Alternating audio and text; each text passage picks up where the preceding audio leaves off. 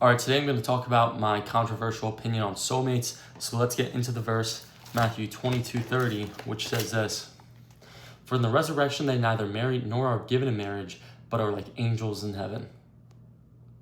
Now, a little bit of context for this verse. This verse is said when the Sadducees start questioning Jesus. And the Sadducees are these wealthy priests that don't believe in an afterlife. Now, how can a priest not believe in an afterlife? I have no clue, don't ask me. But I'm going to read you guys the full story here as to why Jesus says this. The same day, Sadducees came to him and asked him, "Teacher, Moses said, if a man dies without having children, his brother must marry the widow and father children for his brother." Now, there were 7 brothers among us. The first one married and died. And since he had no children, he left his wife to his brother. The second did the same, and the third down to the 7th. Last of all, the woman died. In the resurrection, therefore, whose wife of the 7 will she be? For they all married her. Jesus answered them, "You are deceived because you do not know the scriptures or the power of God. For in the resurrection they neither marry nor are given in marriage, but are like angels in heaven." So Jesus is saying that there is no marriage in heaven. Whoever you marry on earth, it won't matter in the next life. And because of this, there cannot be soulmates. There cannot be one person specifically designed for you. Because that's what a soulmate is. One person specifically designed for you and to complete your soul. Now, some people ask, well, what about the missing rib in Genesis? Isn't that the same thing as a soulmate? And I think a lot of people misinterpret that story. The missing rib isn't about finding your other half. The missing rib is about how God designed man and woman in unity. The missing rib is the person that you choose to be your missing rib.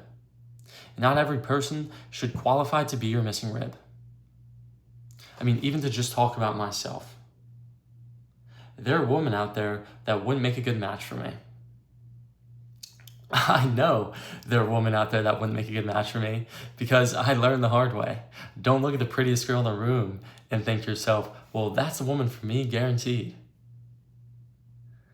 And I know that's kind of hard for some of the younger guys to understand because you're going to start liking a girl for the first time and you're going to get this new feeling, something you never felt before, and you're going to think it's love.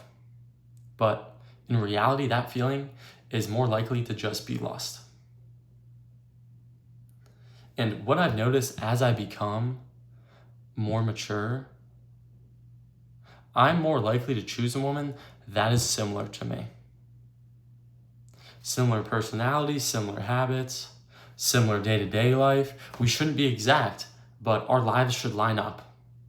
They should complement each other. We shouldn't be going opposite directions and having nothing in common. Now, it's also not about finding the person that is perfect. Because 1, there are no perfect people. And 2, if you're in this constant search for trying to find a perfect person and there are no perfect people, then you're going to be in this constant search for someone that is better even when you're married. So relationships are more about finding someone to grow with. Finding someone whose life and values align with yours. Someone who makes life a little more smooth and a little more purposeful. It doesn't always have to be exciting and flashy. I mean, even in Proverbs 18:22, it says, "The one who has found a good wife has found what goodness is and obtained a delightful gift from the Lord." It doesn't say the one who has found the one and only wife designed specifically for him. You choose your wife. And when you choose your husband or wife, you also choose to love them. Because love is a choice we make, not a feeling we get. And if we're in this constant search for the feeling of love, we will be disappointed because feelings are fleeting. It's not about finding the person that magically completes your soul. Relationships are more about finding someone that you choose to love and choose to invest in and choose to support every day.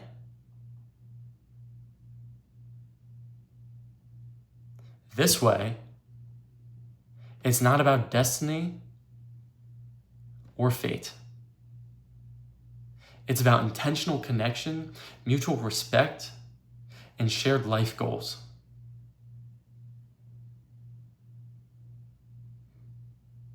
Now, people can change, so I'm going to say this again and make myself real clear. Be intentional and be wise about who you choose as your significant other. I mean, even take me for example. I'm not super normal. I'm kind of weird. I don't really enjoy what the average person enjoys. So my wife needs to be of the same caliber. Don't rush into a relationship just because you want to be in one. Don't choose a woman that feels good in the moment. Choose a woman that fits best for you and for the rest of your life. But keep in mind that not everyone is perfect. But the reason most people fail at relationships and fail at most things in life is that they give up what they want the most, they sacrifice what they want the most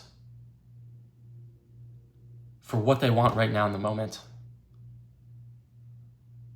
They give up what they want the most for what they want right now. Most of you guys don't look into the future. You only care about the right now. You don't think to yourself, well, maybe there's consequences to this. Maybe I'm not on the right path. So you continue to walk on that path until an unbeatable obstacle comes along. Until you're forced to go on a different path. The path that is right. And then when you finally hop on that other path, you realize all the mistakes you made. Make sure you don't hop on that path too late.